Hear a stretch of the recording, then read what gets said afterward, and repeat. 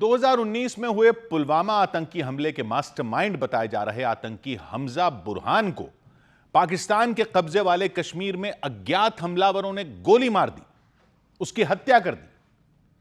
खबरें बता रही हैं पीओके के मुजफ्फराबाद में अज्ञात हमलावरों ने उस पर कई गोलियां चलाईं, जिससे उसकी मौत हो गई। वहां के AIMS नाम के एक कॉलेज के बाहर यह गोलीबारी हुई। 2022 में हमजा बुरहान को आतंकी घोषित किया था भारत ने, क्योंकि उसने जम्मू कश्मीर में सिर्फ पुलवामा ही नहीं बल्कि दूसरे कई बड़े आतंकी हमलों को अंजाम दिया था। यह भारत का इल्जाम है। उसके हाथ बेकसूर लोगों के खून से रंगे थे। खबरों के मुताबिक अज्ञात हमलावरों ने हमजा बुरहान पर उस वक्त हमला किया जब वो मुजफ्फराबाद में एम्स नाम के कॉलेज के बाहर मौजूद था।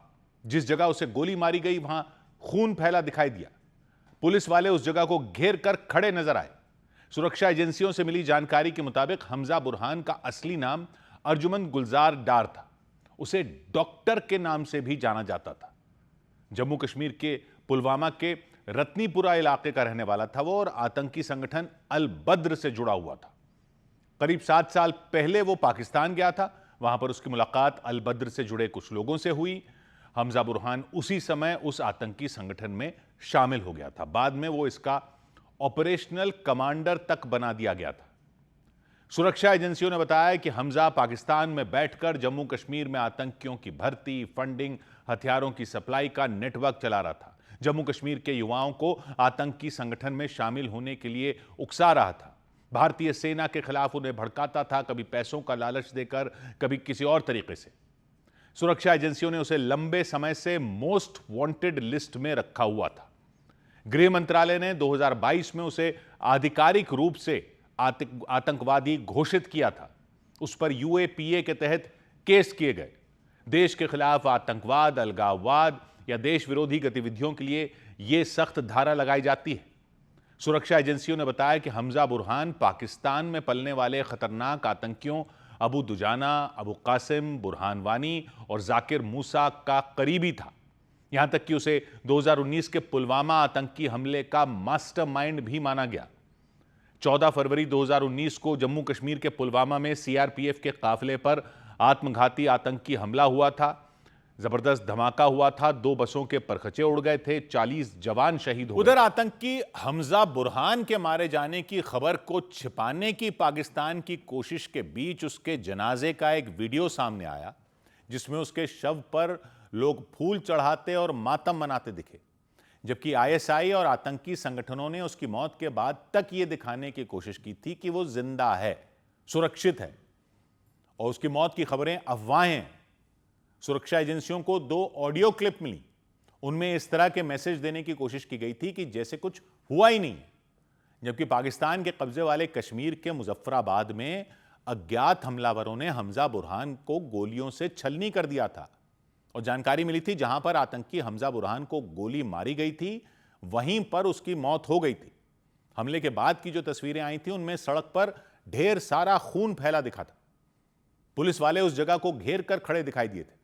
पुलवामा हमले के मास्टरमाइंड बताए जा रहे हमजा बुरहान उर्फ डॉक्टर की मौत को ISI और आतंकी संगठनों के लिए बड़ा झटका माना गया, क्योंकि हमजा बुरहान जम्मू कश्मीर में नए आतंकियों की भर्ती करने से लेकर आतंकी संगठन के लिए फंडिंग तक का इंतजाम करता था, ऐसे आरोप है। वो खुद जम्मू कश्मीर के पुलवामा का ही रहने वाला था। खुद वो मुजफ्फराबाद के AIMS कॉलेज के बाहर उसे अज्ञात हमलावरों ने मौत के घाट उतार दिया। लेकिन सुरक्षा एजेंसियों के सूत्रों ने बताया कि हमजा बुरहान की मौत के कई घंटे बाद तक ISI और आतंकी संगठन उसे जिंदा बताते रहे। तक वो सलामत है, हयात है, जिंदा है, और इंशाअल्लाहुल आमीन इलाज मुआलजा जारी है। हम उम्मीद करते हैं अल्लाह रब्बुल आलमीन की बारगाह में कि वो सेहतियाब हो जाएंगे इंशाअल्लाह। बाकी लोगों ने तो उसकी खबरें चलाई है। खबरें चलाने से कोई फ़र्क नहीं पड़ता है। फ़िलहाल जब तक CMH इंतज़ामिया हाँ या ना में जवाब नहीं देगी, तब तक हमारा बंदा वहाँ जिंदा है। सुरक्षा एजेंसियों को मिले एक दूसरे ऑडियो मैसेज में एक व्यक्ति तो यह दावा तक करता सुनाई दिया कि वो उस ऑपरेशन थिएटर के बाहर खड़ा है जहां हमजा बुरहान का इलाज चल रहा है। हमजा की सर्जरी चल रही है और उसके लिए दुआ करें। बजाय इसके कि साथी सारे उसको शहादत के मनसब पे फाइज कर रहे हैं, लेकिन अभी उसकी सर्जरी है, मैं ऑपरेशन थिएटर के बाहर खड़ा हूँ, इसलिए मेहरबानी करके ये रूमर्स ना फैलाएं, बल्कि उसके बारे में दुआ करें, अल्लाह से दुआ मांगे उसके लिए। सुरक्षा एजेंसियों के सूत्र कह रहे हैं हमजा बुरहान सिर्फ एक आतंकी ही नहीं था, आईएसआई के लिए बेहद अहम मोहरा था। पीओके में कई आतंकी लॉन्च पैड चला रहा था। कैंपों में आतंकियों को ट्रेनिंग दी जाती थी, उनका ब्रेन वॉश किया जाता था। उसने जम्मू कश्मीर में आतंकियों की मदद करने वाले लोगों का बड़ा नेटवर्क तैयार कर रखा था। सूत्र कह रहे हैं आईएसआई को डर था कि हमजा की मौत के बाद उसके नेटवर्क और ठिकानों की जानकारी बाहर आ सकती है, इसलिए उसकी मौत के बाद भी कुछ समय तक उसे जिंदा दिखाने का ढोंग किया गया। जबकि अज्ञात हमलावरों ने उसके सिर में 3 गोलियां मारी थीं, सिर में। आईएसआई के ढोंग का पर्दाफाश मुजफ्फराबाद से हमजा बुरहान के जनाजे की तस्वीरों ने कर दिया। मतलब आईएसआई झूठ फैलाती रही और उसी समय आतंकी के जनाजे पर लोग फूल चढ़ाते दिखे। उत्तर प्रदेश के प्रयागराज में एक महिला वकील के इलाज के दौरान हुए विवाद को लेकर भारी हंगामा हो गया। जूनियर डॉक्टरों ने वकीलों पर मारपीट का आरोप लगाया, गुस्से में आकर हड़ताल पर चले गए। बवाल प्रयागराज के सबसे बड़े सरकारी अस्पताल एसआरएन हॉस्पिटल में हुआ। हड़ताल से मरीजों की परेशानियां बढ़ गईं, खासकर इमरजेंसी वार्ड में हालात बिगड़ गए। दूसरी तरफ वकीलों ने भी डॉक्टरों पर मारपीट का आरोप लगाया। उन्होंने सड़क पर उतरकर हाईवे को जाम कर दिया। हंगामे की शुरुआत तब हुई जब एक वकील सड़क हादसे में घायल हो गई। उनके साथी उन्हें एसआरएन हॉस्पिटल लेकर गए। वकीलों के मुताबिक जब वो अस्पताल पहुंचे तो डॉक्टरों ने इलाज शुरू करने में देरी की, दूसरे वकीलों को वहां से जाने के लिए कह दिया। इसी बात पर उनके बीच बहस शुरू हो गई, जो देखते ही देखते मारपीट में बदल गई, हंगामे में बदल गई। अस्पताल परिसर जंग का मैदान बन गया। बवाल इतना बढ़ गया कि पुलिस बुलानी पड़ गई। पुलिस ने वकीलों को वहां से हटाना शुरू किया। अब इस पर मामला और बिगड़ गया। तब तक जूनियर डॉक्टरों ने मारपीट का आरोप लगाया और नारेबाजी शुरू कर दी।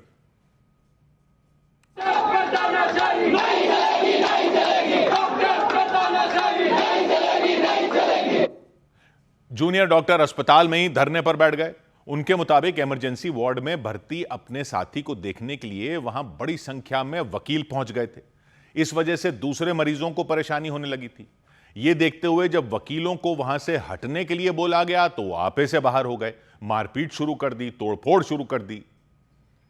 डॉक्टरों से मारपीट किया और यहाँ के जो रिकॉर्ड्स रजिस्टर्स रहते हैं काफ़ी तोड़फोड़ किया। यहाँ के गेट और काफ़ी यहाँ चोट आई डॉक्टरों को।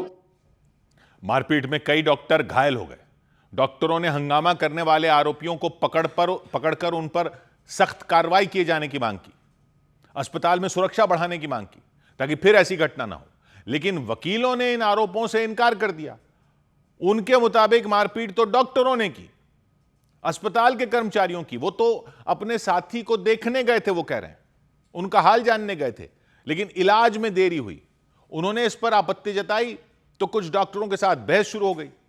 वकीलों ने दावा किया बातचीत चली रही थी कि डॉक्टरों ने कई वकीलों को बंधक बना लिया, बंधक बनाकर उन्हें पीटा। कई वकीलों को चोट आई। हम लोग को कमरे में ले जाके बंद करके बंधक बना के मारा गया। पुलिस प्रशासन वहाँ पे जो आए थे, पूरे सारे डॉक्टर थे, पूरा स्टाफ था। फिर नाराज वकीलों ने सड़क को जाम कर दिया। अस्पताल के बाहर उन्होंने सड़क पर धरना प्रदर्शन शुरू कर दिया, गाड़ियों को रोक दिया, हाईवे पर भी बैठ गए।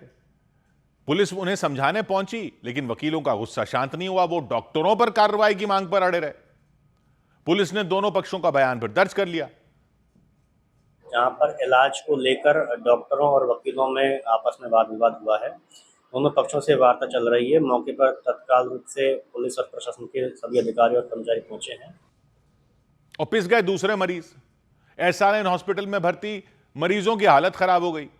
जूनियर डॉक्टरों के हड़ताल पर जाने से इमरजेंसी वार्ड और बाकी सब विभागों में काम ठप हो गया। इधर लखनऊ के मलिहाबाद में एक मस्जिद और कब्रिस्तान को लेकर नया विवाद छिड़ गया। पासी समुदाय के कुछ लोगों ने दावा किया कि कसमंडी इलाके में मौजूद कब्रिस्तान वाली जगह पर पहले पासी समुदाय के राजा कंस पासी का किला था। वहां शिव का मंदिर था, वहां पूजा पाठ हुआ करता था। बाद में वहां कब्जा हो गया। कब्रिस्तान बन गया, मस्जिद बन गई, नमाज पढ़ी जाने लगी। पासी समुदाय के कुछ लोगों ने दावा किया कि उनके पास कई दस्तावेज हैं जिनमें महाराजा कंस पासी के किले का जिक्र है। पासी समुदाय के इन लोगों ने सीएम योगी आदित्यनाथ से मामले का संज्ञान लेने और कब्जा हटवाने की मांग की, जबकि मुस्लिम धर्मगुरु मौलाना सुफियान निजामी ने इसे बेवजह का विवाद बताया और राजनीति से प्रेरित बताया। लेकिन मलियाबाद में पासी समुदाय के कुछ लोग कसमंडी इलाके में मौजूद कब्रिस्तान पहुंच गए। उन्होंने वहां नारेबाजी की और कब्जा हटवाने की मांग की।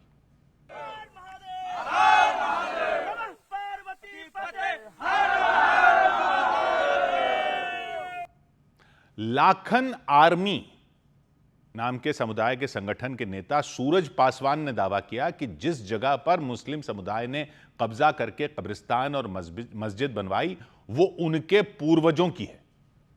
राजपासी राजा कंस के ऐतिहासिक और हिंदू मंदिर के बगल में अब लोग अपना कब्रिस्तान बताएंगे और अपना धार्मिक क्षेत्र बताएंगे, ये बड़ी चिंता का विषय है।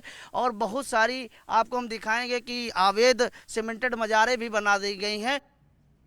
पासी समुदाय के इस संगठन ने दावा किया कि उनके पूर्वज महाराजा कंस पासी के किले को तोड़ा गया।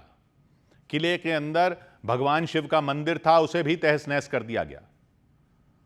और इस संगठन के लोगों ने पुराने दस्तावेजों का हवाला देते हुए बताया कि महाराजा कंस पासी अवध क्षेत्र के राजा थे। लखनऊ के आसपास के इलाके में साल 980 से 1031 तक उन्होंने शासन किया था।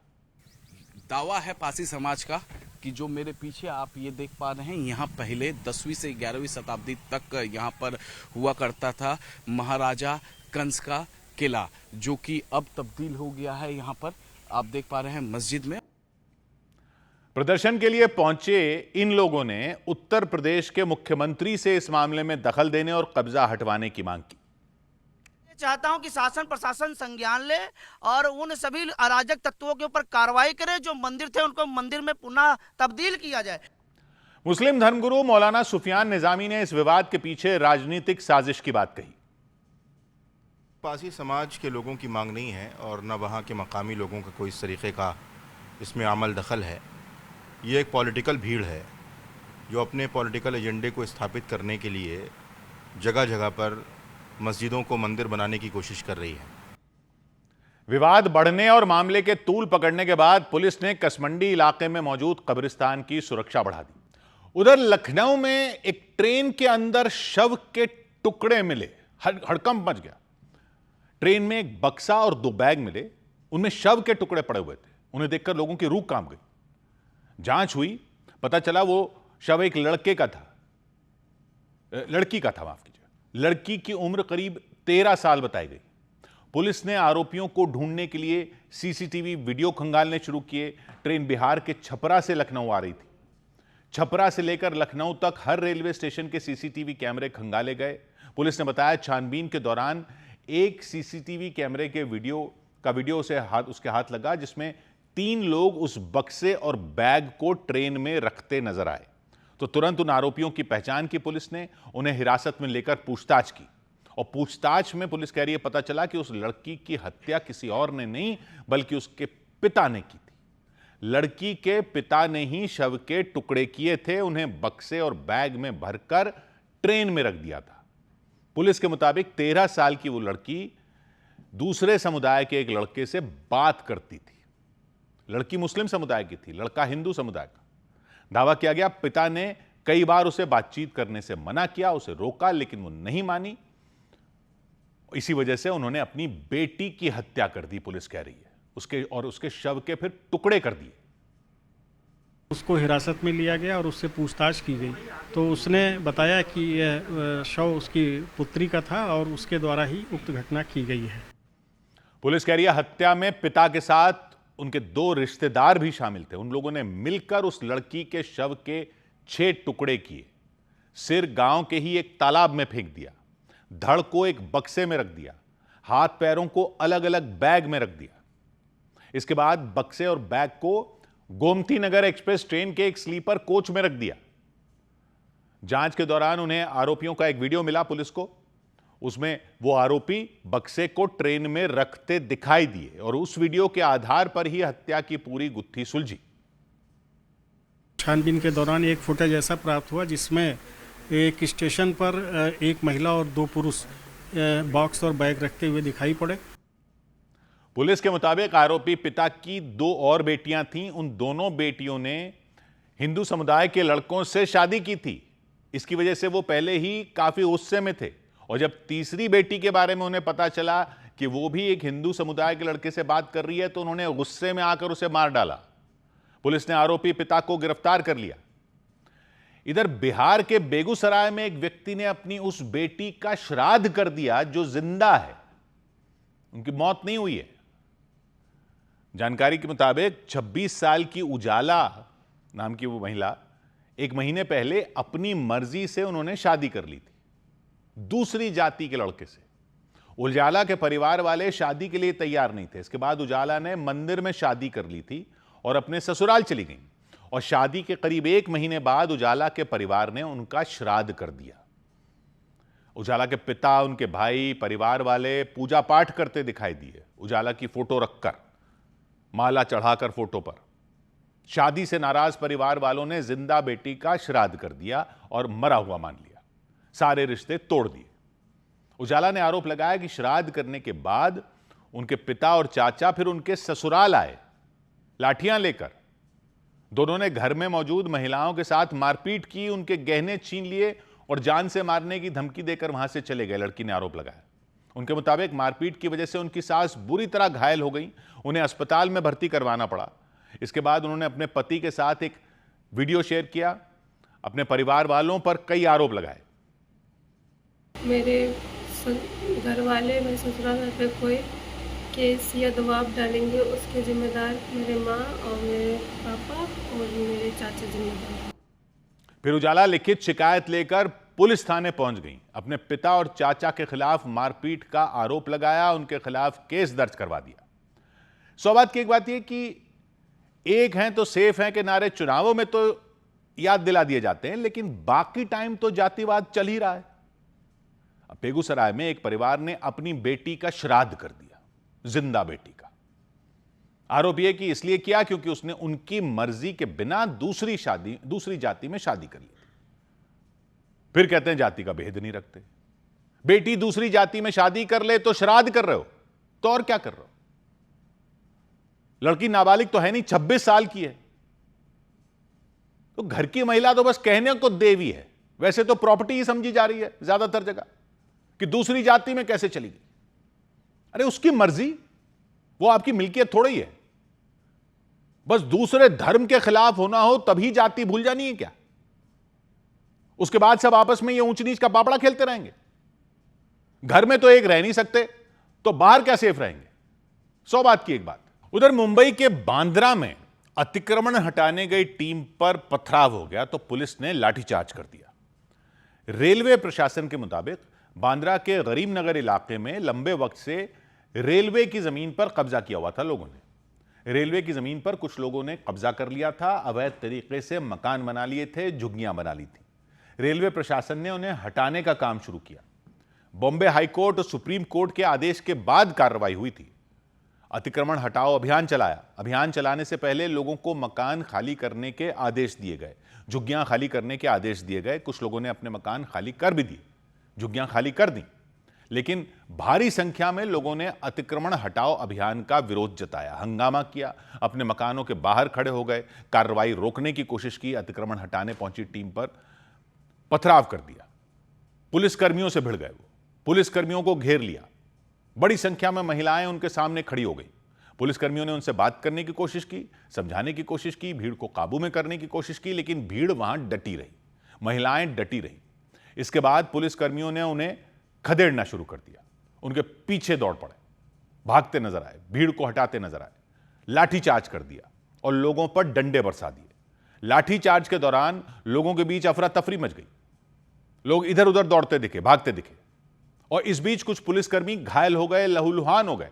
उन पुलिसकर्मियों को एक एम्बुलेंस में बिठाया गया, उनका इलाज शुरू किया गया, जबकि बाकी पुलिसकर्मियों ने बांद्रा के गरीब नगर इलाके को घेर लिया और घेरेबंदी कर दी। वहां एक कतार बनाकर पुलिसकर्मी खड़े हो गए। पुलिस के अलावा आरपीएफ के जवान भी तैनात कर दिए गए और पुलिस और आरपीएफ के जवानों की मौजूदगी में अतिक्रमण हटाओ अभियान चलाया गया। अवैध मकानों पर बुलडोजर चला दिया गया, अवैध झुग्गियों पर बुलडोजर चला दिया गया, उन्हें जमींदोज कर दिया गया, ध्वस्त कर दिया गया। 100 से ज्यादा अवैध मकानों को तोड़ दिया गया। बड़ी संख्या में झुग्गियों को तोड़ा गया। हर तरफ मलबा बिखरा दिखाई दिया। कंक्रीट के मलबे का ढेर जमा हो गया। टिन शेड के टूटे हुए टुकड़े जमा हो गए। खिड़कियां, दरवाजों के टुकड़े जमा हो गए। रेलवे के अधिकारियों का कहना है कि अतिक्रमण हटाओ अभियान अभी कुछ और दिन तक चलेगा। हजारों झुग्गियों को हटाया जाना है। रेलवे की जमीन से कब्जा हटाया जाएगा। दिल्ली के बाटला हाउस इलाके में एक हिंदू लड़की के गैंगरेप और धर्मांतरण के आरोप में पुलिस ने 4 लोगों को गिरफ्तार किया। 23 साल की वो लड़की दलित समुदाय की बताई गई। उसने जामिया नगर थाने में शिकायत दर्ज करवाई कि फहीम नाम के एक हथियार तस्कर ने अपने साथियों के साथ उसका कई बार गैंगरेप किया और बाद में जबरन धर्म परिवर्तन का दबाव बनाया, प्रताड़ित किया, टॉर्चर किया। उसके ऊपर खून और जानवरों का मांस फेंका जाता था, ऐसा लड़की ने पुलिस को बताया। जो एफआईआर दर्ज करवाई उसके मुताबिक आरोपी फहीम से उसकी दोस्ती सोशल मीडिया के जरिए हुई 2021 में, 5 साल पहले। और आरोप है कि फहीम ने अपने नाम और धर्म को लेकर लड़की से झूठ बोला और खुद को हिंदू बताया था, नाम साहिल बताया था।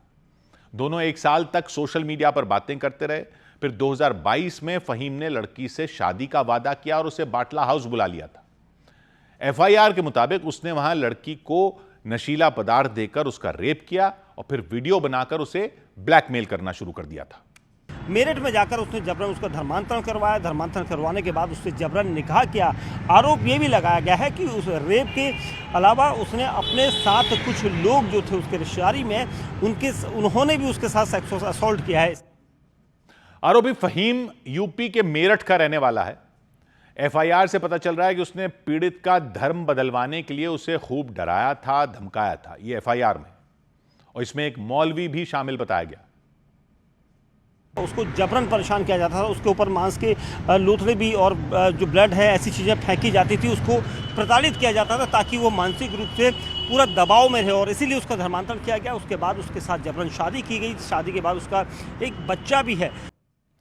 पीड़ित ने पुलिस को बताया कि आरोपी फहीम ने उसके बच्चे को जान से मारने की धमकी दी थी, इसलिए वो इस नरक को झेलती रही। लेकिन उसे हिम्मत तब मिली जब कुछ महीनों पहले पुलिस ने फहीम को गिरफ्तार कर जेल भेज दिया। उसकी गिरफ्तारी हथियारों की तस्करी के आरोप में हुई थी। एफआईआर के मुताबिक इसी के बाद लड़की सीधे जामिया नगर थाने पहुंच गई। उसने फहीम समेत 5 लोगों के खिलाफ केस दर्ज करवा दिया। पुलिस ने 4 आरोपियों को गिरफ्तार कर लिया और जेल में बंद फहीम तो पहले से ही है, उससे पूछताछ की कोशिश तेज कर दी। उधर जांच एजेंसियों के सूत्रों के मुताबिक नीट पेपर लीक के आरोपियों ने छात्रों से ब्लैंक चेक रखवाए थे, असली दस्तावेज रखवा लिए थे उनके गारंटी के तौर पर। छात्रों से ब्लैंक चेक लिखवा लिए थे। मार्कशीट और सर्टिफिकेट जैसे अहम दस्तावेज उनके रखवा लिए थे। वही दस्तावेज रखवा लिए थे जिनकी मदद से आगे की पढ़ाई के लिए छात्र कॉलेजों में दाखिला लेते हैं, ताकि बाद में पेमेंट करें तब वो आगे के उनको डॉक्यूमेंट मिलें। किसी भी संस्थान में दाखिला लेते हैं तो वो दस्तावेज देने पड़ेंगे। सूत्र कह रहे हैं आरोपियों ने छात्रों को 5 से 50 लाख रुपए में पेपर बेचा था। किसी को 5 में, किसी को 10 में, किसी को 50 में, 50 लाख। लेकिन परीक्षा से पहले छात्रों ने तय किए गए पूरे पैसे चुकाने से इनकार कर दिया था कि बाद में देंगे। कुछ पैसे एडवांस दिए थे, टोकन मनी। जांच एजेंसियों के सूत्र कह रहे हैं डील हुई थी कि काम पूरा होने पर पूरे पैसे चुकाए जाएंगे। जब आंसर की आएगी, ये पक्का हो जाएगा कि पेपर क्वेश्चन बैंक से ही सवाल से ही आए हैं, तभी बाकी के पैसे देंगे। तो आरोपियों को डर था कहीं उनके पैसे डूब ना जाएं, तो उन्होंने छात्रों से ब्लैंक चेक और उनके असली दस्तावेज रखवा लिए। यानी पुख्ता प्लान तैयार किया था आरोपियों ने। परीक्षा के बाद पेपर खरीदने वाले छात्रों से वसूली शुरू कर दी थी। नीट पेपर लीक मामले को लेकर कांग्रेस के नेताओं ने मोर्चा खोल दिया। जयपुर में कांग्रेस के नेता सड़कों पर उतर आए, कांग्रेस के कार्यकर्ता सड़कों पर उतर आए। उन्होंने पैदल मार्च निकाला, जमकर हंगामा किया, नारेबाजी की। कार्यकर्ताओं के हाथों में पोस्टर नजर आए, अलग अलग तख्तियां नजर आईं। कांग्रेस का विरोध मार्च चल रहा है और एक तरफ दूसरी तरफ तस्वीर देखिए कि पुलिस का भारी सुरक्षा इंतजाम किया गया। सारी सड़कें इस वक्त आप देखिए कि यहाँ पर सील की गई है। आगे की तरफ ये बीजेपी कार्यालय की तरफ जो मार्च आगे बढ़ रहा है, यहाँ पर फोर्स का भारी जाप्ता है। प्रदर्शन के दौरान पुलिस ने कांग्रेस के कार्यकर्ताओं को रोकने की कोशिश की, उन्हें हटाने की कोशिश की तो धक्का मुक्की हो गई, फिर पानी की बौछार कर दी।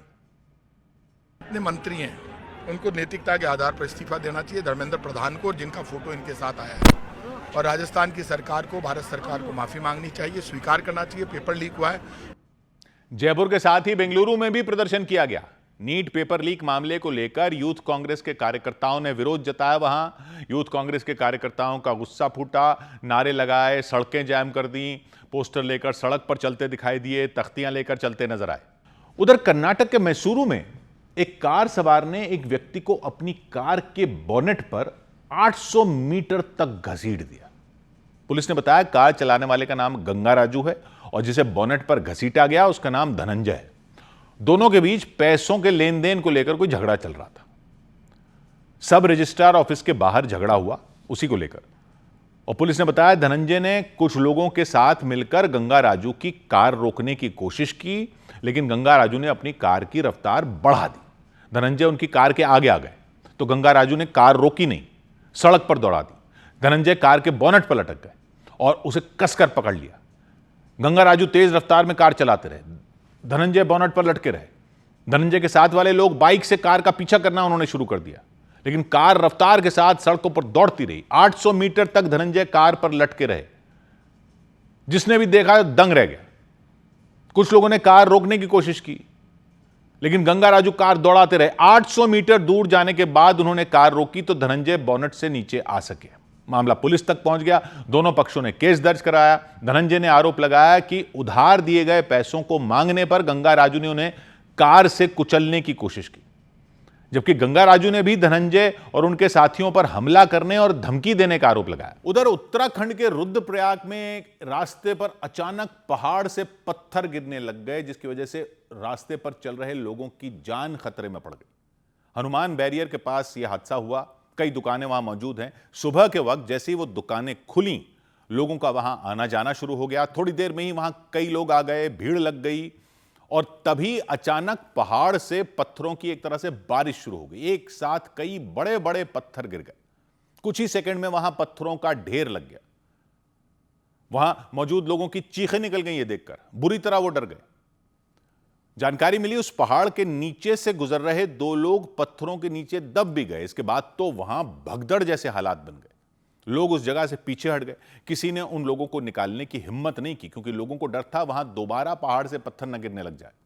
थोड़ी देर बाद जब पत्थरों का गिरना बंद हुआ, तब पत्थरों के नीचे फंसे उन दोनों लोगों को बाहर निकाला गया और तुरंत अस्पताल ले जाया गया। लेकिन उनमें एक व्यक्ति की जान नहीं बचाई जा सकी, जबकि दूसरे व्यक्ति की हालत गंभीर बताई गई। 4 धाम यात्रा के लिए उमड़ी भीड़ की वजह से उत्तराखंड के चमोली में भयंकर जाम लग गया। सैकड़ों गाड़ियां जाम में फंस गई। जानकारी मिली कि वहां करीब 10 किलोमीटर लंबा जाम लग गया। पूरा रास्ता गाड़ियों से पैक हो गया। रेंग कर चल रही थी गाड़ियां। 4 धाम यात्रा के लिए आए लोग परेशान हो गए। कई घंटों तक गाड़ियों में फंस कर रह गए। इस वक्त 4 धाम यात्रा के लिए बड़ी संख्या में लोग पहुंच रहे हैं। जगह जगह मिल रहे हैं जैम, और उन लोगों की परेशानी बढ़ रही है। चमोली जिले में जोशीमठ से विष्णुप्रयाग तक जैम लग गया। 10 किलोमीटर है। दूर दूर तक सिर्फ गाड़ियां ही गाड़ियां नजर आई। जैम की वजह से गाड़ियां कई घंटों तक एक ही जगह पर खड़ी रहीं। गाड़ियों में बैठे लोग काफी परेशान हो गए। एक रोज पहले शाम से जैम लगना शुरू हुआ कह रहे हैं, और देखते ही देखते जैम इतना बढ़ गया कि पूरी रात गाड़ियां रेंग कर चलती रहीं। सुबह तक भी जैम खत्म नहीं हुआ। सुबह भी कई किलोमीटर दूर तक गाड़ियों की लाइन दिखाई दी। जैम में फंसे लोगों ने बताया उन्हें जगह जगह जैम मिला। मजबूरी में उन्हें गाड़ियों में ही सोना पड़ा। यमुनोत्री से लेकर तो बद्रीनाथ तक हर तरफ जाम में फंसे हुए हैं, जिससे होटल भी महंगे हो चुके हैं, जिससे हमें गाड़ियों में सोना पड़ रहा है। एक श्रद्धालु ने बताया यात्रा की शुरुआत से ही उन्हें जगह जगह जाम मिल रहा है।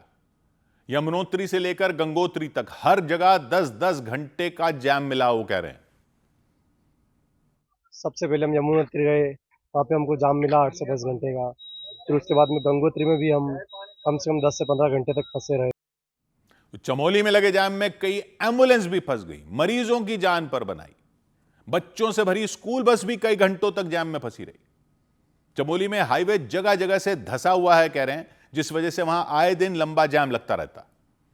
सौभाग्य की एक बात यह कि पहाड़ों में कई कई किलोमीटर के जाम लगना तो अब हर बार होने लग गया है। हाईवे तो बना दिए, सब गाड़ी उठाकर पहुंच जाते हैं। उत्तराखंड में 4 धाम यात्रा के लिए फिर भीड़ पहुंच गई। 10-10 किलोमीटर का घंटों का जाम लग रहा है जगह जगह। पहाड़ चढ़ने से पहले ही कंट्रोल करना होगा ना कि कितनी गाड़ियां जा सकती हैं, और कोई चारा नहीं दिख रहा है। ऊपर से इस टाइम तो लोगों को गाड़ियों से न चलने की सलाह दी जा रही है, लेकिन पब्लिक गाड़ी उठाकर पहाड़ों पर भी चढ़े जा रही है। तो कोई तो कंट्रोल करना होगा, या तो गाड़ियों से इतने पैसे वसूले जाएं किसी भी तरीके से कि लोग अपने आप ही बसों से जाएं, लेकिन उसके लिए भी फिर इतनी बसें भी तो चलें कि लोगों के पास बस का विकल्प हो, सार्वजनिक परिवहन का विकल्प हो।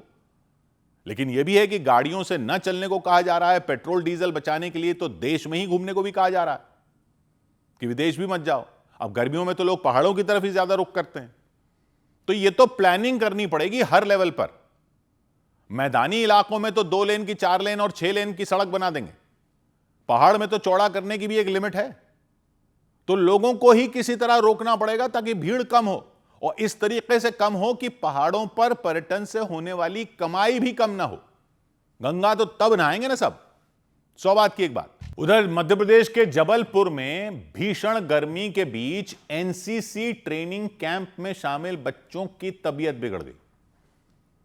स्कूल और कॉलेज के छात्रों को सैन्य ट्रेनिंग अनुशासित बनाने वाला संगठन है एनसीसी, आप जानते ही हैं। तो एनसीसी ट्रेनिंग कैंप में जबलपुर और उसके आसपास के जिलों के 400 से ज्यादा बच्चे बुलाए गए। 1 हफ्ते से उनकी ट्रेनिंग चल रही है। 1 हफ्ते से 31 बच्चों की तबीयत अचानक बिगड़ गई, घबराहट होने लगी, चक्कर आने लगे। कैंप में अफरा तफरी मच गई। बच्चों को तुरंत अस्पताल में भर्ती करवाया गया, उनका इलाज शुरू हुआ। एक साथ इतने बच्चों की तबीयत खराब होने से लोग घबरा गए। एनसीसी के अधिकारियों की भी चिंता बढ़ गई।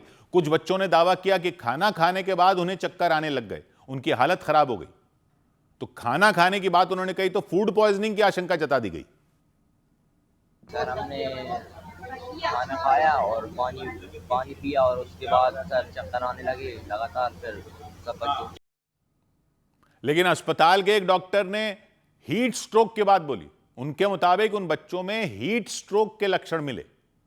पानी की कमी की वजह से उनकी तबीयत बिगड़ गई।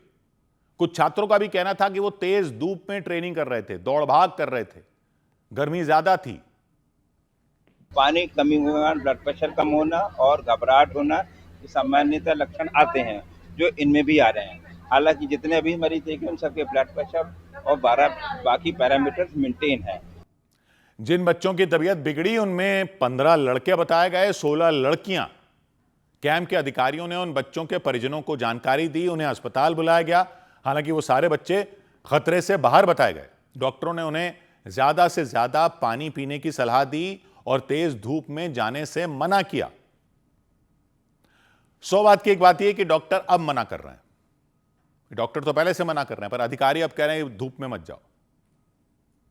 गर्मी में मौसम विभाग कह रहा है कि घर से बाहर भी मत निकलो। तरह तरह के अलर्ट जारी कर रहा है। जगह जगह स्कूलों में छुट्टियां घोषित की जा रही हैं और जबलपुर में एनसीसी के कैंप लगा दिया बच्चों का। सरकार की ही एजेंसियां अलर्ट जारी कर रही हैं, वो एनसीसी कैंप लगाने वाले अधिकारियों तक नहीं पहुंच रहा। क्या अलर्ट? फिर क्या है अलर्ट? बच्चों की तबीयत बिगड़ गई गर्मी में, हीट स्ट्रोक कह रहे हैं डॉक्टर। कुछ सीरियस हो जाता तो कोई अधिकारी लेगा जिम्मेदारी? एक हाथ को पता ही नहीं दूसरा हाथ क्या कर रहा है। स्कूल बंद करा रहे हो, एनसीसी कैंप चलवा रहे हैं। इस वाली गर्मी में हीट स्ट्रोक कोई हल्की बात नहीं है, लेकिन अधिकारियों को तभी पता चलता है जब कुछ हो जाता है। इन्हीं की ड्यूटी लगा दो ना फिर इस धूप में, निकले अपने दफ्तरों से, उसी मैदान में जाकर करे काम, पता चले अलर्ट का मतलब क्या होता है। 100 बात की एक बात। उधर प्रधानमंत्री नरेंद्र मोदी की अपील की अनदेखी करते हुए यूपी के मेरठ में बीजेपी के एक नेता ने ट्रैक्टर रैली निकाली। प्रधानमंत्री ने लोगों से पेट्रोल डीजल बचाने की अपील की थी और जरूरत पड़ने पर ही गाड़ियां निकालने की अपील की थी। लेकिन बीजेपी जिला पंचायत के अध्यक्ष गौरव चौधरी ने अपना काफिला निकाला। काफिला भी कोई छोटा मोटा नहीं, सैकड़ों ट्रैक्टर और गाड़ियां काफिले में। मेरठ के गांव में एक कार्यक्रम रखा गया था। गौरव चौधरी उस कार्यक्रम में शामिल होने के लिए पहुंचे थे। इस दौरान उनके साथ चल रहा काफिला चर्चा का विषय बन गया। एक साथ कई ट्रैक्टर गाड़ियां सड़कों पर उतर आई। दूर दूर तक गाड़ियां ही गाड़ियां दिखाई दी। कई किलोमीटर लंबी लाइन लग गई। गाड़ियां रेंगती नजर आईं। उनमें एक ट्रैक्टर में खुद बीजेपी नेता गौरव चौधरी बैठे नजर आए। उनके पीछे ट्रैक्टरों का लंबा काफिला चलता दिखा और ट्रैक्टरों के पीछे कई गाड़ियां चलती दिखी। इस मामले के सामने आते ही बीजेपी नेता घिर गए। लोगों ने उनकी आलोचना शुरू कर दी क्योंकि प्रधानमंत्री मोदी बार बार पेट्रोल डीजल बचाने की अपील कर रहे हैं। पेट्रोल की बचत के लिए पीएम ने अपना काफिला तक कम कर दिया, यह बात कही जा रही है। पीएम की अपील के बाद कई मंत्रियों और कई राज्यों में मुख्यमंत्रियों ने भी अपना काफिला कम कर दिया, लेकिन बीजेपी के जिला पंचायत अध्यक्ष ने जोर शोर से अपना काफिला निकाला। सैकड़ों गाड़ियां शामिल हुई। हालांकि मामले ने तूल पकड़ा तो बीजेपी नेता ने सफाई भी दी। कहा कि कार्यक्रम में शामिल होने के लिए वो सिर्फ एक गाड़ी से ही निकले थे, लेकिन बाद में गांव वाले अपने अपने ट्रैक्टर और गाड़ियां लेकर आ गए और उनके पीछे पीछे चलने लग गए। इधर उत्तर प्रदेश के प्रयागराज में एक होटल में भयंकर आग लग गई। कई लोग होटल में फंस गए। इसके बाद दमकल की कई गाड़ियां वहां पहुंची, बचाव अभियान चलाया। जानकारी के मुताबिक दोपहर के वक्त विट्ठल इंटरनेशनल होटल नाम के होटल में अचानक आग लग गई। आग नीचे वाले फ्लोर पर लगी थी, जो देखते ही देखते पूरे होटल में फैल गई। आग ने भयानक रूप ले लिया। पूरी इमारत आग की लपटों से घिर गई। दूर दूर तक आग का धुआं फैल गया। पूरे इलाके में अफरा तफरी मच गई। लोग घबरा गए। वहां पहुंची दमकल की गाड़ियां आग बुझाने में जुट गईं। इमारत पर पानी की बौछार की गई। दमकल की टीम चारों तरफ से पानी बरसाती दिखी, लेकिन आग ने इतना भयानक रूप ले लिया था कि दमकल की टीम को आग बुझाने में कई घंटे लग गए। दमकल कर्मियों के पसीने छूट गए। हालांकि आखिरकार आग पर काबू पा लिया गया और उस होटल में फंसे सभी लोगों को सुरक्षित बाहर निकाल लिया गया। जानकारी के मुताबिक उस होटल में करीब 15 लोग फंसे हुए थे। सभी लोग सही सलामत बाहर आ गए। आग लगने की वजह का पता लगाया गया। शुरुआती जांच में सामने आया कि शॉर्ट सर्किट की वजह से धमाका हुआ था। आग चौथी मंजिल 5वीं मंजिल तक देखिए फैल गई। काफी नुकसान हुआ है यहाँ पर। और आग जो लगी है ये बताया जा रहा है कि शॉर्ट सर्किट या फिर ट्रांसफार्मर में आग लगने की वजह से हुई है। आग लगने से होटल को काफी नुकसान हुआ। सबसे ज्यादा नुकसान ऊपर वाली मंजिल को हुआ। वहां काफी देर तक आग की लपटें उठती रहीं। सारा सामान जलकर राख हो गया। इधर हरियाणा के पानीपत में एक वकील ने आरोप लगाया कि रास्ता मांगने पर कुछ लड़कों ने उनकी पिटाई कर दी। वकील ने आरोप लगाया, डंडे मार मारकर उनका पैर तोड़ दिया। हेमंत नाम के वकील के मुताबिक वो पानीपत के मॉडल टाउन इलाके में रहने वाले अपने एक दोस्त के घर जा रहे थे। रास्ते में एक गाड़ी चल रही थी। वो गाड़ी सड़क के बीचों बीच चल रही थी। उसकी रफ्तार काफी कम थी। इसकी वजह से रास्ते पर जैम लग गया।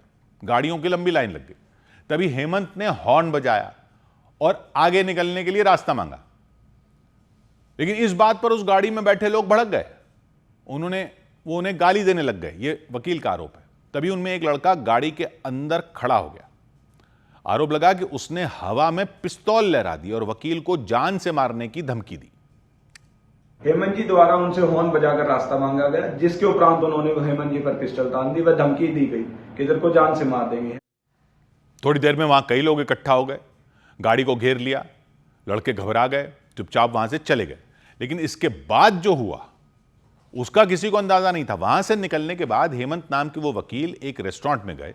उन्होंने अपनी गाड़ी पार्क की और बाहर खड़े होकर फोन पर बात करने लग गए। तभी 8 से 10 लड़कों से भरी एक गाड़ी वहां आई। एक लड़का डंडा लेकर उस गाड़ी से उतरा। उसने उतरते ही वकील को मारना शुरू कर दिया। लगातार उनके पैर पर वार करता रहा। दूसरे लड़के ने उन पर पीछे से हमला कर दिया। लात घूंसों की बरसात कर दी। हंगामा बढ़ गया तो लोगों की भीड़ लगनी शुरू हो गई। फिर वो लोग वहां से फरार हो गए। इसके बाद वकील ने आरोपियों के खिलाफ केस दर्ज करवा दिया। इधर मुंबई के नजदीक महाराष्ट्र के पालघर जिले में अतिक्रमण हटाने के दौरान करंट लगने से एक युवक की मौत हो गई। 3 लोग झुलस गए। जिस युवक की मौत हुई वो एक होटल का कर्मचारी बताया गया। नगर निगम की टीम पालघर के नायगांव पूर्व इलाके में अतिक्रमण हटवा रही थी। अवैध कब्जे पर कार्रवाई कर रही थी। तभी उसकी नजर एक होटल के बाहर लगी होर्डिंग पर पड़ी। होर्डिंग उसी होटल की थी। सड़क के बिल्कुल पास लगी थी। नगर निगम की टीम को देखकर होटल के कुछ कर्मचारी होर्डिंग को हटाने में जुट गए, लेकिन लोहे की वो होर्डिंग भारी थी। उसकी ऊंचाई करीब 15 फीट थी, इसलिए उसे हटाना मुश्किल हो गया। उसके नीचे पहिए लगे थे। उन लोगों ने पहले उसे धक्का देकर खिसकाने की कोशिश की, लेकिन थोड़ी दूर जाने के बाद उसके पहिए जमीन में अटक गए। उनमें एक कर्मचारी ने लोहे के स्टैंड पर चढ़कर फिर उसे खींचना शुरू किया। वो उसे इधर उधर खींचने लगा पूरी ताकत लगाकर, लेकिन होर्डिंग आगे बढ़ी ही नहीं। लोहे के स्टैंड पर खड़ा कर्मचारी फिर थककर नीचे उतर गया। जब कुछ समझ नहीं आया तो उन लोगों ने लोहे की होर्डिंग को ऊपर उठा लिया। जैसे ही उन्होंने ऊपर उठाई होर्डिंग, ऊपर लगे हाई टेंशन तार के संपर्क में वो आ गई, बिजली के तार में। उन्हें अंदाजा नहीं था कि ऐसा भी कुछ हो सकता। तार के संपर्क में आते ही चारों कर्मचारी झटके के साथ जमीन पर गिर गए। करंट का झटका इतना तेज था कि चंद सेकंड में वो नीचे गिर गए। उनके हाथ से होर्डिंग छूट गई, वो बेसुध पड़े रहे। आसपास के लोग घबरा गए, उनकी मदद के लिए दौड़े। अफरा तफरी मच गई। चारों कर्मचारियों को अस्पताल ले जाया गया, लेकिन इससे पहले कि इलाज शुरू हो पाता उनमें एक कर्मचारी ने दम तोड़ दिया, उसकी मौत हो गई। हालांकि बाकी 3 कर्मचारियों की जान बच गई। इधर उत्तर प्रदेश के सहारनपुर में डीआईजी दफ्तर के बाहर हंगामा करने के आरोप में समाजवादी पार्टी की सांसद इकरा हसन के खिलाफ केस दर्ज कर लिया गया। कई गंभीर धाराओं में उनके खिलाफ केस दर्ज किया गया। इकरा हसन के अलावा 7 नामजद और 25 अज्ञात लोगों के खिलाफ भी एफआईआर की गई। आरोप है इकरा हसन ने अपने समर्थकों के साथ डीआईजी दफ्तर के बाहर वाली पूरी सड़क जाम कर दी थी, जिससे आम लोगों को काफी परेशानी हुई थी। कुछ दिन पहले इकरा हसन एक मामले को लेकर डीआईजी दफ्तर पहुंची थी। आरोप लगाया था कि पुलिस उस मामले में कार्रवाई करने में लापरवाही बरत रही है और आरोपियों को बचा रही है। उस मामले को लेकर इकरा हसन ने डीआईजी दफ्तर के बाहर जमकर हंगामा किया था। उनके और पुलिस कर्मियों के बीच तीखी बहस भी हो गई थी। आपको लगता है 2 किताबें पढ़ के आप सबसे ऊपर हो गए, इसी जनता की पैसे से नौकरी मिलती है आपको। नहीं होगा आप नहीं कि हमारे सबके सर पे बैठे हुए हैं पहले से। हाँ, हम सबके, इनके गरीबों के जो मजबूर है उनके। मुकदमा लिखा हुआ है, आपकी सैन्य बात सुन ली है, आप मुझसे क्यों आरोप कर रहे हैं? पुलिस कर्मियों ने उन्हें डीआईजी दफ्तर के सामने से हटाने की बहुत कोशिश की थी। उन्हें समझाया था कि उनके हंगामे की वजह से वहां जैम लग गया है, लोग परेशान हो रहे हैं, लेकिन इकरा हसन ने पुलिस कर्मियों की सुनी नहीं थी। आप सिस्टम को जानते हैं, आप पढ़े लिखे हैं? मैं तो अनपढ़ हूँ, आप लोग पढ़े लिखे हैं, हम सब अनपढ़ जाए। मैम आपके इस सवालों का उल्टा जवाब, हम सब अनपढ़ जाए, मैं उल्टा जवाब नहीं दे सकता। भाई साहब आप भी सुन लीजिएगा, ठीक है? इकरा हसन इस बात पर अड़ गई थी कि वो डीआईजी दफ्तर के सामने से नहीं हटेंगी, चाहे उनके खिलाफ मुकदमा ही दर्ज क्यों ना हो जाए। मैं तो यहीं रहूंगा, अब तो मैं यहीं रहूंगी। आपको मेरे पे मुकदमा करना है, आप करिए। और काफी देर तक वहां हंगामा चलता रहा था। इकरा हसन, कई उनके समर्थक भी वहां मौजूद थे, पीड़ित परिवार भी मौजूद था, जिनकी शिकायत लेकर इकरा हसन डीआईजी दफ्तर गई थी। और डीआईजी दफ्तर के बाहर हंगामा इतना बढ़ गया था कि पुलिस सांसद इकरा हसन को महिला थाने लेकर चली गई थी। वहां भी उनके और पुलिस के बीच जोरदार बहस हो गई थी। महिला थाने पहुंचते ही इकरा हसन वहां की एसएचओ पर भड़क गई थी। एसएचओ उन्हें अपने साथ थाने के अंदर ले जा रही थी। एसएचओ का हाथ गलती से उन्हें लग गया था। इस बात पर उन्हें गुस्सा आ गया था। हाथ मत लगाइए, नहीं हाथ मत लगाइए, हाथ मत लगाइए, हाथ नहीं लगाया, अभी लगाया आपने, अभी लगाया। थाने के अंदर पहुंचने के बाद पुलिस अधिकारी ने उनके लिए पानी मंगवाया था ताकि उनका गुस्सा शांत हो सके, लेकिन इकरा हसन ने पानी पीने से मना कर दिया था। हमें आपका पानी नहीं पीना है, ठीक है? नहीं, आपका तो बिल्कुल भी नहीं पीना है। आप लोगों को कोई भरोसा नहीं है। आप समझ रही हैं? एक माँ है जिसका बच्चा पानी पिलाएंगे, हमें नहीं पीना आपका पानी। उन्होंने आरोप लगाया कि पुलिस उन पर दबाव बनाना चाहती थी, इसीलिए उन्हें पुलिस थाने लेकर गई थी। इकरा हसन एक लड़के की हत्या का मामला लेकर डीआईजी दफ्तर पहुंची थी और उन्होंने आरोप लगाया था पुलिस ने 2 आरोपियों को उस केस में पकड़ लिया, लेकिन मुख्य आरोपी को पुलिस बचा रही है। हालांकि पुलिस ने कई बार उन्हें भरोसा दिया था कि जल्द ही बाकी आरोपियों की गिरफ्तारी भी हो जाएगी, लेकिन इकरा हसन नहीं मानी थी। उन्होंने काफी देर तक वहां हंगामा किया था, जिसकी वजह से डीआईजी दफ्तर के बाहर वाला रास्ता जैम हो गया था, लंबा जैम लग गया था। रास्ता बंद करने के आरोप में ही उनके खिलाफ फिर केस दर्ज कर लिया गया। 19 तारीख को कुछ लोगों द्वारा जनपद सहारनपुर में डीआईजी ऑफिस के पास मार्ग अवरुद्ध किया गया था, जिसमें अभियोग पंजीकृत किया गया और उसमें विधिक कार्रवाई की जा रही है। इसके बाद समाजवादी पार्टी ने आरोप लगाया कि राजनीतिक दबाव की वजह से इकरा हसन के खिलाफ एफआईआर दर्ज की गई। जबकि पुलिस का कहना है जो भी कानून व्यवस्था से खिलवाड़ करेगा उसके खिलाफ सख्त कार्रवाई होगी। दिल्ली यूनिवर्सिटी के गर्ल्स हॉस्टल की कुछ छात्राओं ने आधी रात को प्रदर्शन किया, हॉस्टल प्रशासन के खिलाफ मोर्चा खोल दिया। छात्राओं का आरोप है उन पर दबाव बनाया जा रहा है कि वो हॉस्टल को खाली कर दें, उसे छोड़ दें, जबकि उनकी परीक्षा सिर पर है। उनका कहना है उन्हें लगातार परेशान किया जा रहा है। हॉस्टल में पानी की सप्लाई तक रोक दी गई, पढ़ने वाली जगह से कुर्सियां हटा दी गई, ये छात्राएं कह रही हैं। हालांकि ये सब छात्राओं का ही कहना है, यूनिवर्सिटी प्रशासन की तरफ से इस पर कोई आधिकारिक बयान नहीं आया। लेकिन हॉस्टल में रहने वाली उन छात्राओं ने गंभीर आरोप लगाए, प्रदर्शन शुरू कर दिया।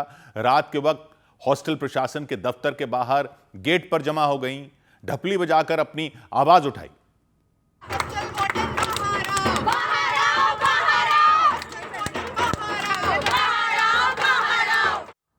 प्रदर्शनकारी छात्राओं ने गेट पर कई कागज चिपका दिए, अपनी शिकायतें कागजों पर लिख रखी थीं, मांगे लिख रखी थीं। विरोध प्रदर्शन रात में करीब 9:30 बजे शुरू हुआ, आधी रात तक चलता रहा।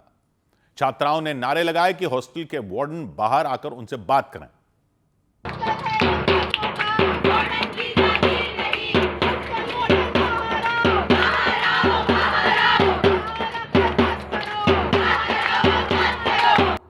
दिल्ली यूनिवर्सिटी की गर्ल्स हॉस्टल में रहने वाली उन छात्राओं का आरोप है उन्हें हॉस्टल से जबरन निकालने की कोशिश की जा रही है, जबकि वो जून जुलाई महीने तक की फीस जमा कर चुकी हैं। छात्राओं का कहना है इस मामले को लेकर उन्होंने पिछले हफ्ते भी प्रदर्शन किया था, तब हॉस्टल प्रशासन ने उनकी बात मान ली थी, लेकिन बाद में वो अपनी बात से मुकर गया। उसने आदेश दिया कि हॉस्टल में रहने वाली छात्राओं से एक दिन की 450 रुपए अतिरिक्त फीस ली जाए। छात्राओं का कहना है कि दबाव बनाने के लिए उनके हॉस्टल के कुछ हिस्सों में पानी की सप्लाई तक बंद कर दी गई, इसीलिए मजबूर होकर उन्होंने एक बार फिर प्रदर्शन शुरू कर दिया। हालांकि छात्राओं के इन आरोपों पर दिल्ली यूनिवर्सिटी की तरफ से या हॉस्टल प्रशासन की तरफ से कोई प्रतिक्रिया सामने नहीं आई। उधर उत्तराखंड के ऋषिकेश में एक नाबालिग लड़की से छेड़खानी करने के आरोप में भीड़ ने 2 पर्यटकों की पिटाई कर दी। दोनों पर्यटक अपनी गाड़ी में हरियाणा से ऋषिकेश घूमने गए थे।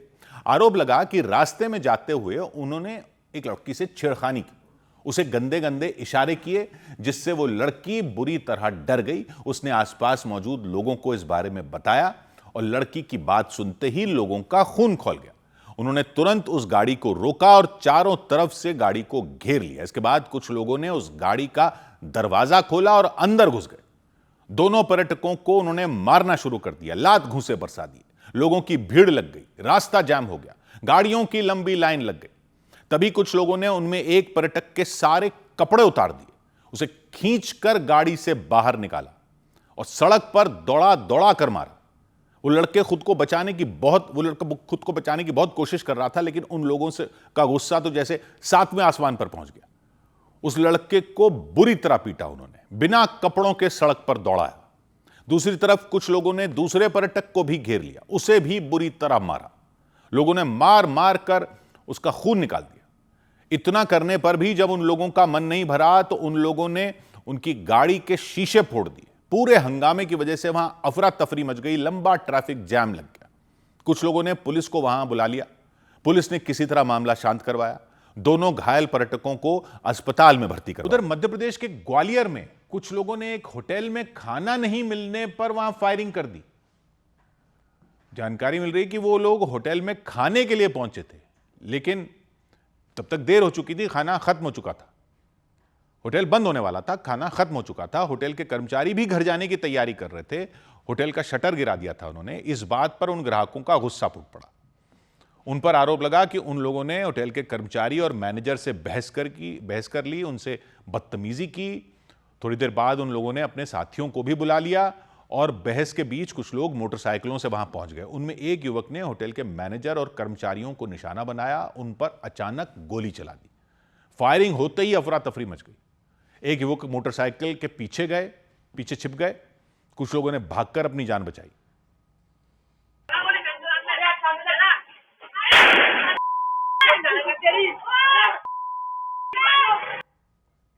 ग्वालियर के हजीरा इलाके में हुआ।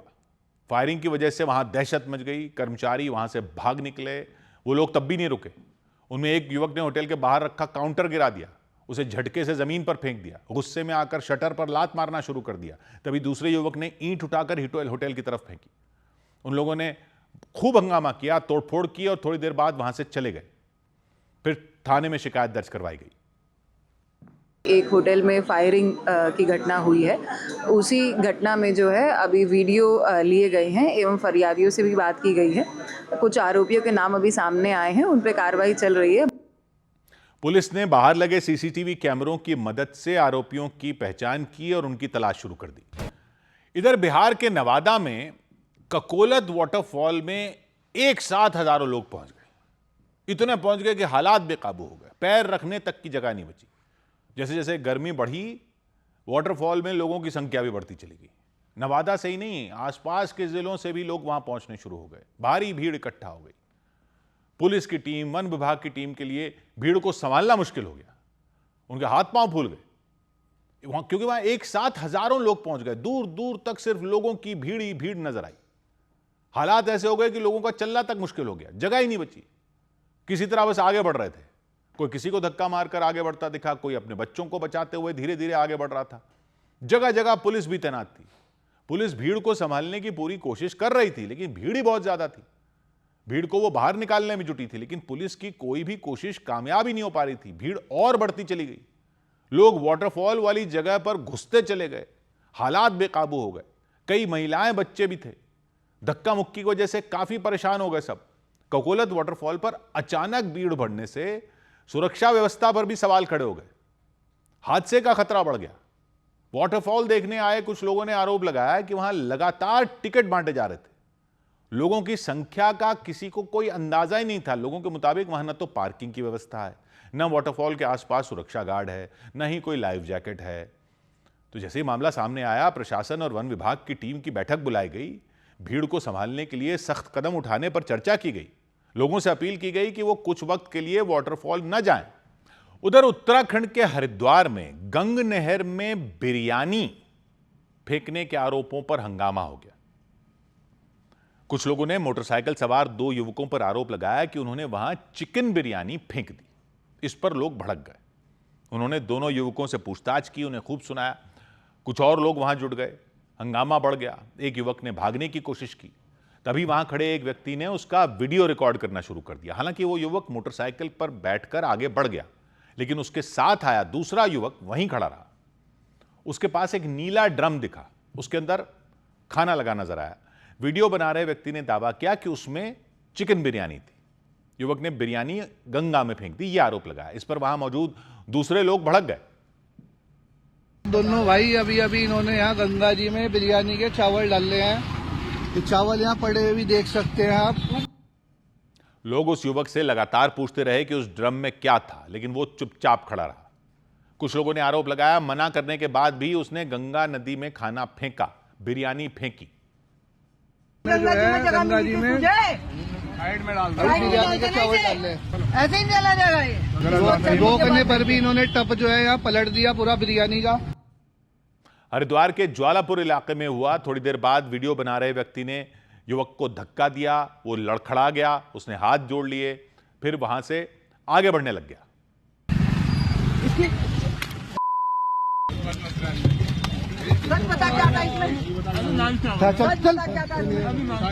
चल भाई बिरयानी डाल रहा गंगा में बिरयानी डाल रहा।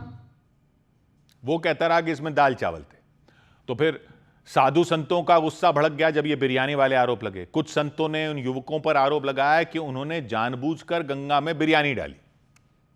नॉनवेज की बनी सामग्री मां गंगा में डालकर एक प्रकार से ये हिंदू धर्म को अपवित्र करने की एक साजिश है। लोगों ने प्रशासन से जांच की मांग की, साथ ही आरोपियों के खिलाफ सख्त कार्रवाई किए जाने की अपील की। इधर न्यूयॉर्क के मैनहट्टन में मौजूद वॉल स्ट्रीट इलाके में एक कार में धमाका होने से अफरा तफरी मच गई। हादसा तब हुआ जब वो कार सड़क के बीचों बीच चल रही थी। आसपास कई लोग मौजूद थे। कार में अचानक आग लग गई। आग की लपटें इतनी खतरनाक थीं कि कुछ ही देर में उन्होंने पूरी कार को अपनी चपेट में ले लिया। गनीमत ये रही कि कार चला रहे व्यक्ति ने समय रहते अपनी जान बचा ली, तुरंत कार से नीचे उतर गए, लेकिन उनकी कार कुछ ही सेकंड में आग का गोला बन गई। खौफनाक लपटों ने चारों तरफ से उसे घेर लिया। धमाके होने लग गए, आग और भड़क गई, लपटें आसमान छूती दिखीं, काले धुएं का गुबार आ गया, कई फीट ऊपर तक फैल गया। इतनी खतरनाक लपटें दिखी कि आसपास की इमारतों पर खतरा मंडराने लग गया, दूसरी गाड़ियों पर खतरा मंडराने लग गया। जो कार जल रही थी उसके पीछे एक और कार खड़ी थी, उसे चला रहे व्यक्ति ने तुरंत अपनी कार पीछे की। लपटों को देखकर लोग खौफ से भर गए, जान बचाने के लिए इधर उधर भागते दिखे।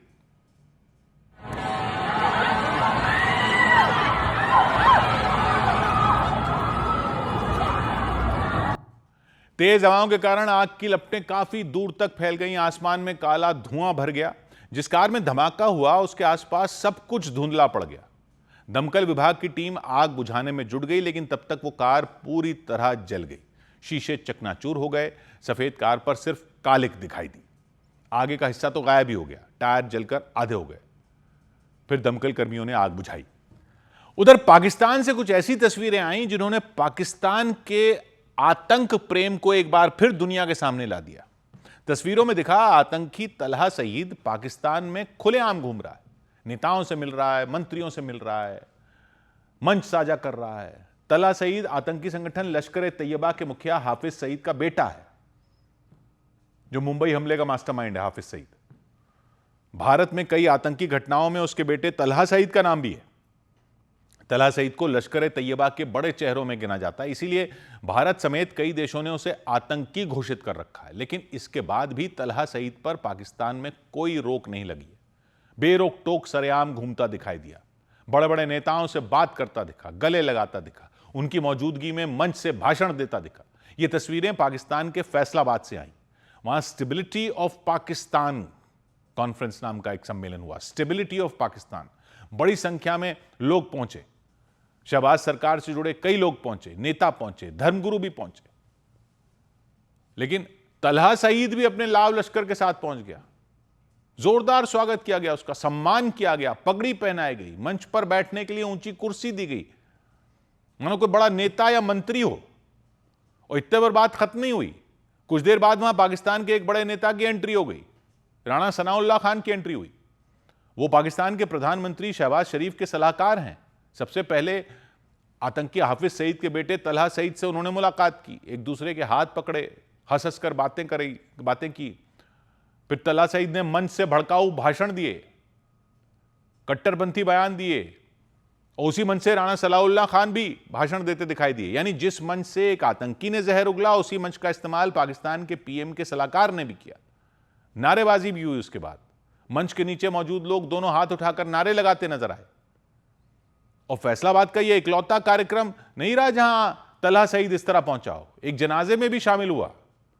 पाकिस्तान के सूचना मंत्री समेत कई नेता उसमें थे। तलहा सईद ने उन सभी से मुलाकात की। सूचना मंत्री अताउल्लाह तारड़ भी शामिल रहे, पाकिस्तान के योजना और विकास मंत्री एहसान इकबाल भी शामिल रहे। तलहा सईद से वो इस तरह मिले जैसे वो कोई आतंकी हो ही नहीं, जबकि 2008 में मुंबई आतंकी हमले के मास्टरमाइंड हाफिज सईद का बेटा है। वो लश्कर ए तैयबा के ताकतवर चेहरों में एक है। खुफिया एजेंसियों के सूत्रों का दावा है तलहा सईद का काम आतंक का अंतर्राष्ट्रीय नेटवर्क तैयार करना है, लश्कर के लिए भर्तियां करना है, लश्कर के लिए फंड जुटाने की जिम्मेदारी उसी के कंधों पर मानी जाती है। इसलिए जब तलहा सईद पाकिस्तान के नेताओं और मंत्रियों के साथ दिखा तो सवाल उठने लग गए। पाकिस्तान की सरकार और आतंकी संगठनों के बीच सांठगांठ होने के आरोपों पर एक बार फिर मोहर लगने का दावा किया गया कि पाकिस्तान और आतंकवाद एक ही सिक्के के दो पहलू हैं, चोली दामन का साथ है दोनों का। खुफिया एजेंसियों के सूत्र बताते हैं पाकिस्तान भारत के खिलाफ हमला करने के लिए आतंकियों को खाद पानी देने में जुटा है। उधर अमेरिका के सैन डिएगो शहर की सबसे बड़ी मस्जिद में भीषण गोलीबारी से दहशत मच गई। मस्जिद में दोपहर के वक्त अचानक कुछ हमलावर दाखिल हुए।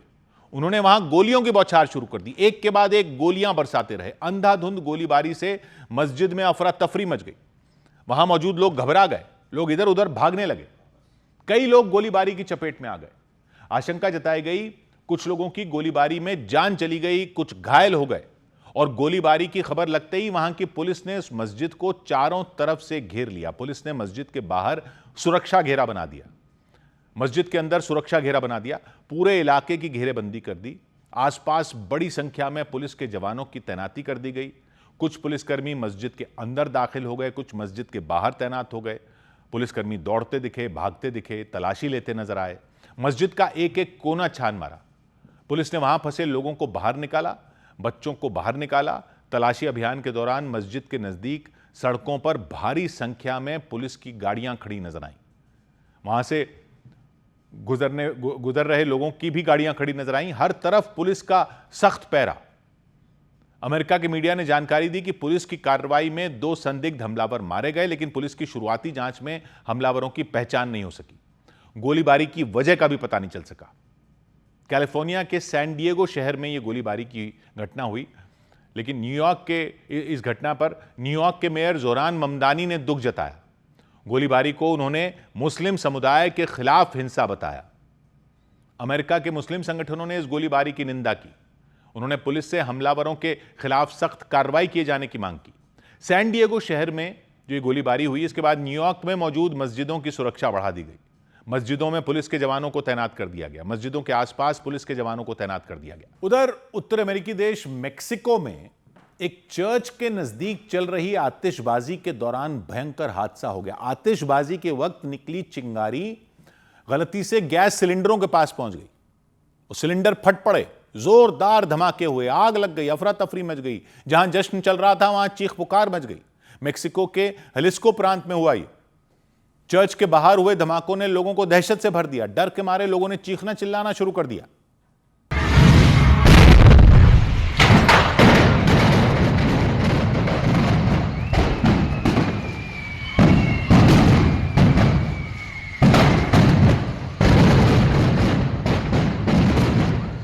वहां जश्न चल रहा था, नाच गाना चल रहा था। धार्मिक कार्यक्रम में लोग नाच गा रहे थे। चर्च के कार्यक्रम में तो एक व्यक्ति आतिशबाजी करते नजर आए। उन्होंने हाथ में छाते जैसी कोई चीज पकड़ी हुई थी और उसमें से लगातार रॉकेट निकल रहे थे। तो वो घूम घूम कर आतिशबाजी कर रहे थे। आसपास मौजूद लोग भी बेहद खुश थे। उन्हें अंदाजा नहीं था अगले कुछ सेकंड में वहां खतरनाक हादसा होने वाला है।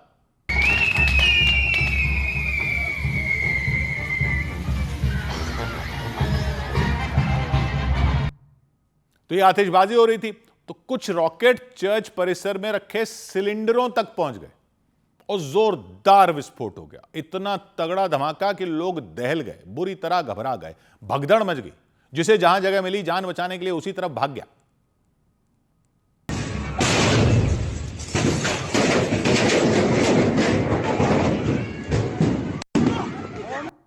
चर्च परिसर में भीषण आग लग गई। खौफनाक लपटों को देखकर लग रहा था सब कुछ जलाकर आग राख कर देगी।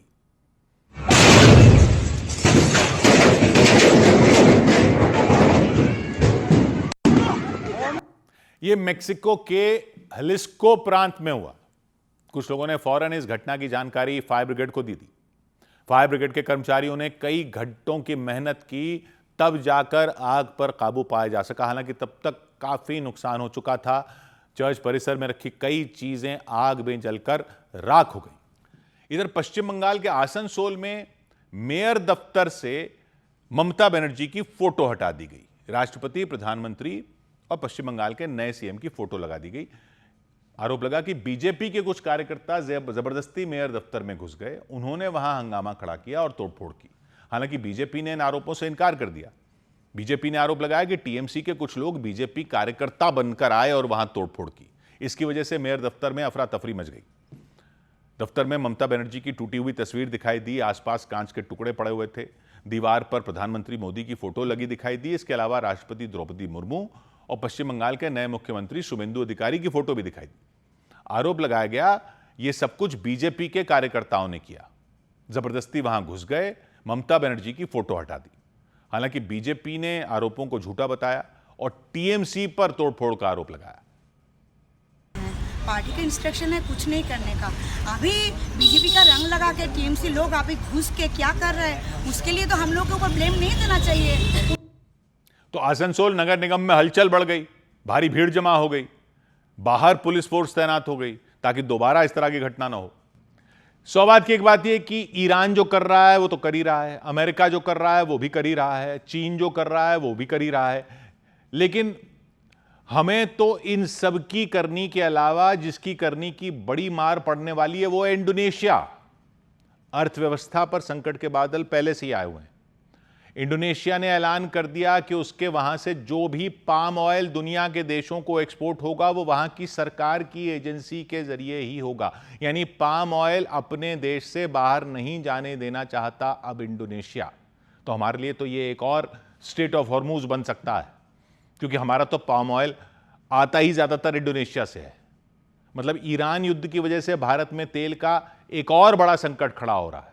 अब ये खाने के तेल का, पाम ऑयल का, दुनिया में सबसे ज्यादा पाम ऑयल भारत इंपोर्ट करता है।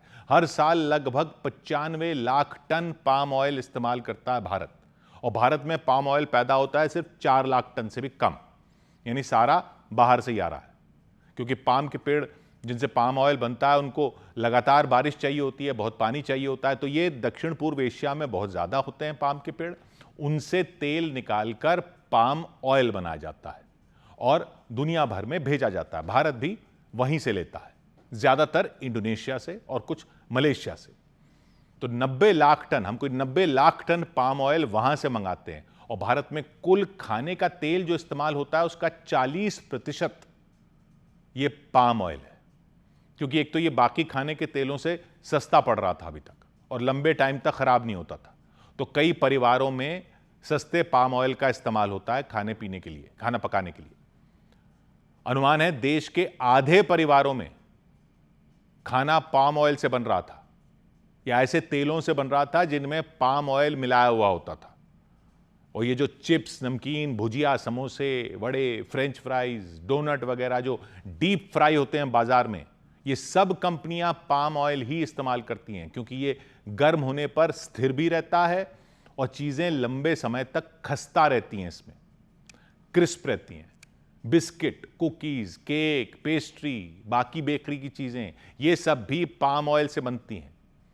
इंस्टेंट नूडल, चॉकलेट, आइसक्रीम, सब पाम ऑयल से बनाई जा रही है आजकल। सारा रेडी टू ईट खाना, सॉस, ग्रेवी, ब्रेड, पिज्जा, इन सब में पाम ऑयल इस्तेमाल किया जा रहा है।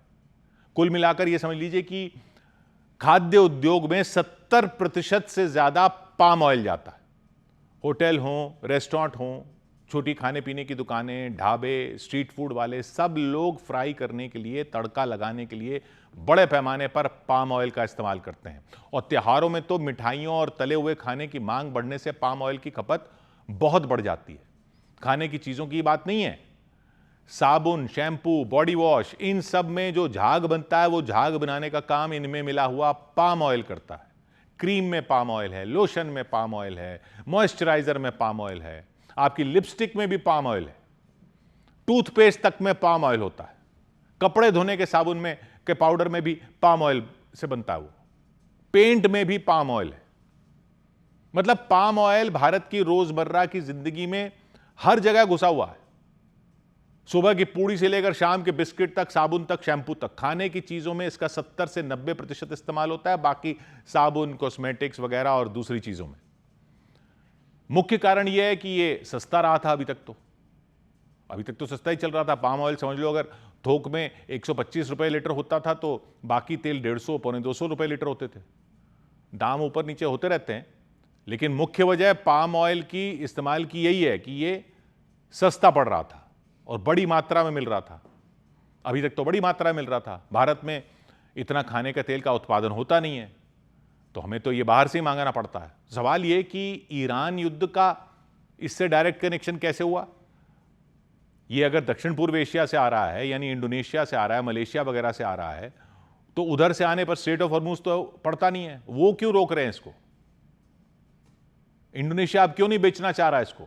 उसकी तो कमाई हो रही थी ना, तो वो अपनी कमाई पर क्यों कंट्रोल करना चाह रहा है? और इंडोनेशिया ये कर रहा है तो बाकी देशों से भी ऐसे ही संकेत आ रहे हैं कि वो सब भी अब पाम ऑयल ज्यादा बाहर भेजने पर कंट्रोल लगाने वाले हैं।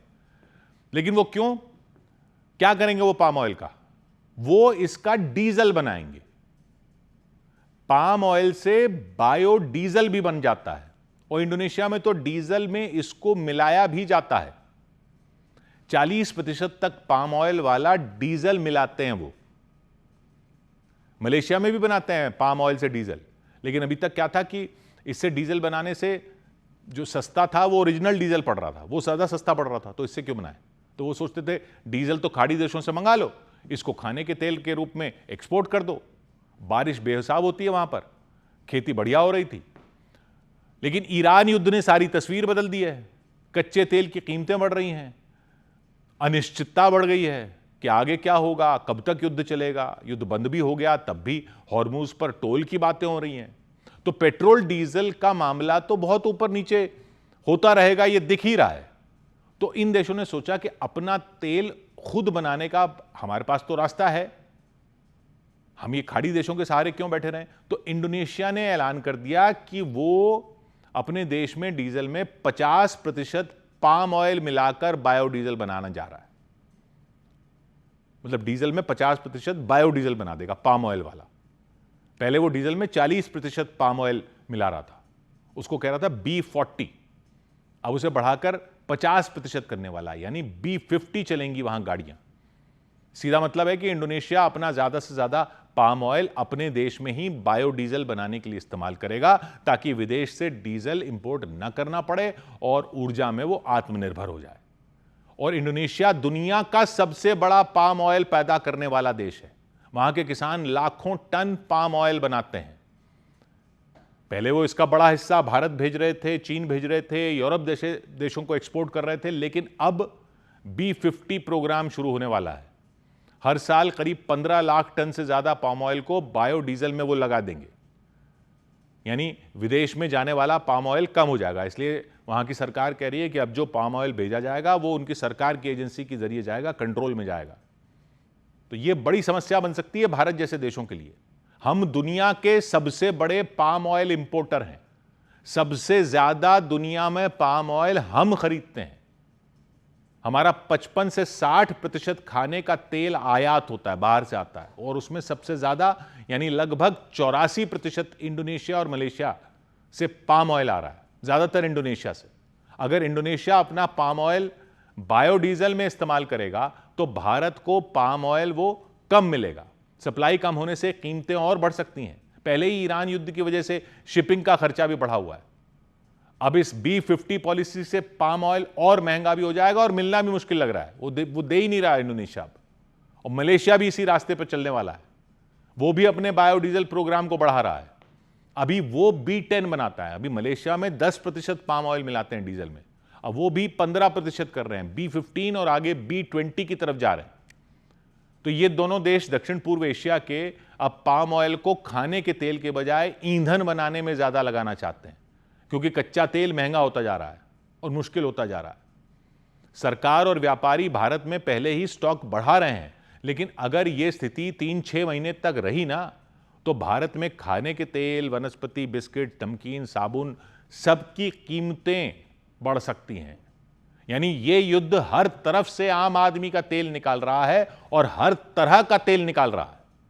100 बात की एक बात। उधर राजस्थान की राजधानी जयपुर में कुछ नकाबपोश हमलावरों ने चाय की एक दुकान पर धावा बोल दिया। दुकानदार पर भी जमकर डंडे बरसाए, उनकी पिटाई की।